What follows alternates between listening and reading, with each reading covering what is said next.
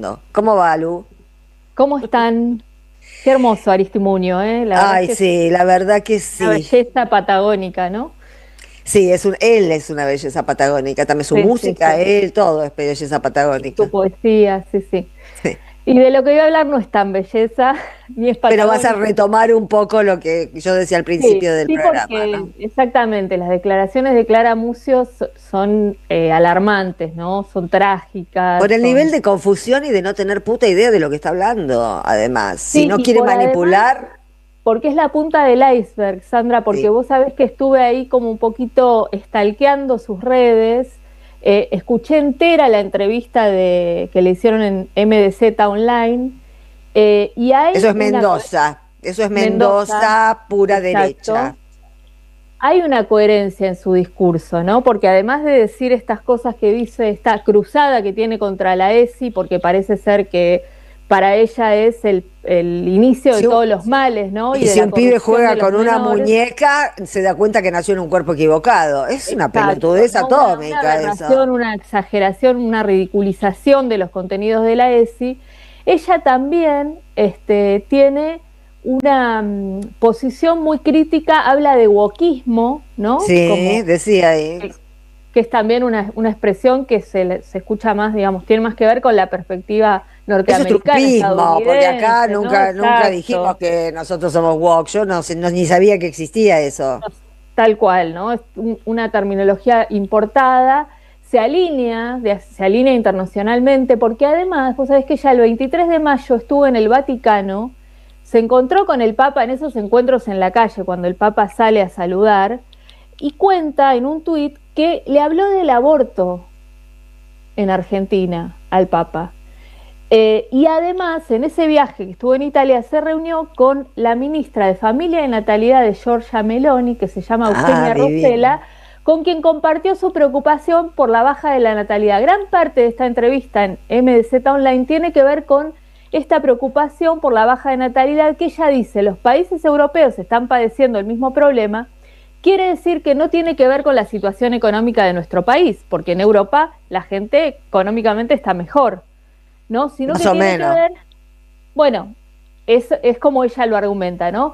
Según ella, tiene que ver fundamentalmente con el feminismo y con la legalización del aborto en Argentina. Con estas guachas que no quieren ser madres. Exactamente, con este proyecto de vida que prioriza, en el que las mujeres priorizaríamos una carrera profesional por encima de formar una familia y, y no entendemos, nos perdimos de vista la plenitud que significa ser madres y vivir al servicio de los otros, ¿no? ¿Y por qué no está ella en la casa atendiendo a los Ella hijos? tiene tres hijos y se muestra a sí misma como heroica porque puede ser vicejefa de gobierno y al mismo tiempo llevar adelante una crianza, seguramente con un montón de sostén económico Sí, hay millones que de tiene por mujeres detrás, ¿no? capaces de eso. Delegando en otra mujer el cuidado de sus hijas y sus hijos mientras ella trabaja.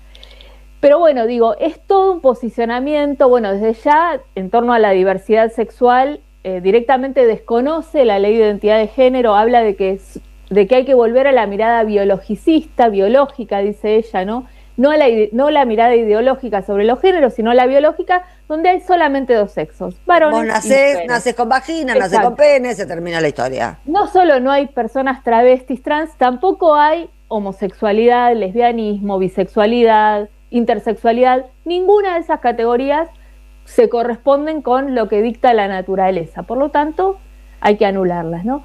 Lo paradójico, y lo vamos a escuchar en la voz de Graciela Morgade, a quien pude entrevistar, Graciela, bueno, vicedecana de la Facultad de Sí, la Filosofía y Letras conocemos. de la UBA y además doctora en educación, pero es una eminencia en educación sexual integral, ¿no? Si uno piensa, ESI en Argentina, uno de los primeros nombres que te surge es el Sí. ella, y bueno, muy generosamente conversó con nosotros para la Radio de las Madres. Le preguntamos a Graciela a qué atribuye que estas declaraciones de Clara Mucio salgan a la luz ahora, por qué en este momento, ¿no? Y esto es lo que nos decía. Yo no puedo evitar pensar, plantearme quién es la verdadera Clara Mucio, ¿no? La que estuvo en alguna marcha del orgullo hace algunos años, ¿hay fotos? O esta Clara Mucio que hace declaraciones tan alineadas con la Fundación Faro y el capitalismo, ¿no? Del gobierno nacional.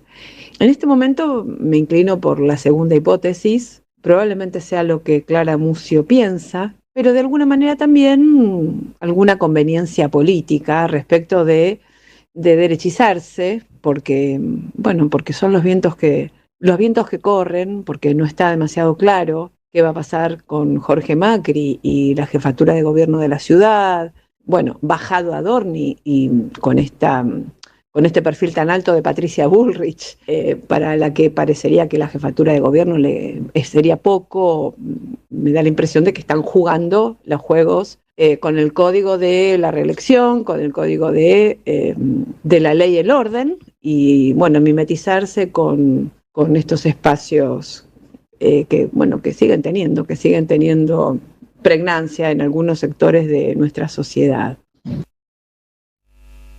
Bueno, un doble discurso además, ¿no? Nos revela acá Graciela Morgade. Cuando Clara Mucio fue secretaria de Turismo o ministra, no sé cómo es el cargo en la Ciudad de Buenos Aires, como la Ciudad de Buenos Aires se vende como gay friendly y es como una hay marca que aclararles que ya no son gay friendly. Claro, bueno, pero en ese contexto sí participó de la Marcha del Orgullo, se fotografió, ¿no? Y ahora niega los derechos de la diversidad sexual. Hay que decir, Sandra, que en la Ciudad de Buenos Aires se calcula que viven 20.000 personas trans y travestis, ¿no? Y que el 40% del colectivo de la diversidad vive en la Ciudad de Buenos Aires, el 40% a nivel nacional, ¿no? Entonces digo, no es que lo dice ingenuamente en cualquier lugar, lo dice precisamente en el lugar donde más peso tiene esta población. Y en un contexto como los datos son del año pasado, en 2025, nosotros lo dijimos en una columna que le dedicamos al tema, los crímenes de odio contra la comunidad LGTBI+, se producen cada 38 horas en nuestro país, ¿no?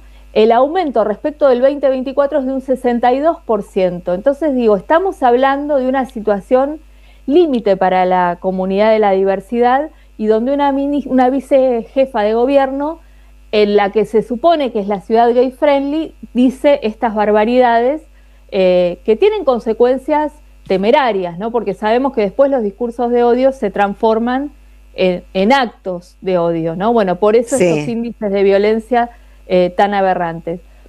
Hay una respuesta interesante, bueno, fue interpelada en vivo ayer mismo en la legislatura de la Ciudad de Buenos Aires por Maru Bieli, entre otras legisladoras porteñas, por sus declaraciones, pero hay una respuesta que me pareció interesantísima, que es de Pilar Molina, de parte del Ministerio Público Tutelar de la ciudad, que destacó que el impacto de la ESI es tal que 8 de cada 10 denuncias de abuso sexual en la infancia surgen después de que los alumnos tuvieron contenidos de ESI en las escuelas. Con esa está clarísimo como el agua, ¿no? Está clarísimo como el agua, que la ESI protege.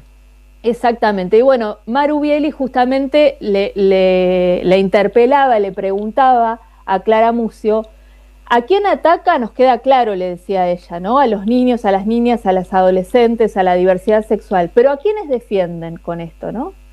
¿A quiénes abusadores, abusadores, pedófilos. Sí. Le preguntamos también a Graciela Morgade justamente estas declaraciones, cómo impactan para quienes trabajan en la educación, para los docentes, las docentes que, bueno, frente a clase quieren sostener estos contenidos, y para niñeces y adolescencias, y esto es lo que nos decía. No pueden sino pensarse en clave de una amenaza, porque si la vicejefa de gobierno afirma sin ninguna fundamentación científica, sin hacer caso de las recomendaciones y los acuerdos internacionales que regulan la normativa argentina y las leyes nacionales. O sea, la vicejefa de gobierno, ignorante e ignorando todas esas producciones, dice que la educación sexual integral deforma. Yo creo que tenemos que interpretarlo como una amenaza velada, y creo que tenemos quienes estamos trabajando en educación en todos los niveles, estar en estado de alerta, porque no me extrañaría que quienes vienen trabajando desde hace tantos años, empiecen a ser observadas, observados, observades, y quien dice que esto no aliente también alguna denuncia, que no aliente alguna intervención. desde sectores que sabemos que están ahí, ¿no es cierto? Y también sabemos que la ESI, y esto es algo que tenemos que tener siempre a mano, para las niñeces, para las adolescencias, la ESI representó en todos los casos una oportunidad para vidas con menos violencia o sin violencias, para vidas sin tabúes o con menos tabúes y para vivir los cuerpos y las sexualidades y los vínculos de maneras definitivamente más sanas. Quienes pasaron por clases, en distintas instancias donde se trabajan contenidos de ESI, siempre salieron con más herramientas para poder enfrentar situaciones que tal vez están viviendo o tal vez están por vivir y tienen alertas para no hacerlo. Las niñeces, las adolescencias en este momento además están fuertemente atacadas por las políticas generales del empobrecimiento, de la precarización y del empobrecimiento de sus familias, las adolescencias en particular, con la reducción casi a la nada de las políticas sanitarias, de los medios vinculados con la prevención de los embarazos. Quienes atacan a las adolescencias y las niñeces, quienes representan realmente una amenaza para las niñeces y las adolescencias, son quienes llevan adelante estas políticas de vaciamiento, no la educación sexual integral. Bueno, clarísimo, no lo planteaba Graciela, es una amenaza para las docentes, los docentes que sostienen estos contenidos en el aula, es una amenaza para los pibes y las pibas y es ponerlos en riesgo, ¿no? Sacarles o atacar esta posibilidad de estos contenidos en las escuelas. En la provincia de Buenos Aires el escenario, por supuesto, que es el diametralmente opuesto. Tenemos, además por primera vez en la gestión de la Dirección General de Cultura y Educación, una dirección dedicada específicamente a la educación sexual integral. Tenemos un trabajo en regiones, vieron que la provincia se divide en regiones educativas, cada región tiene a su vez sus referentes de ESI para cada territorio.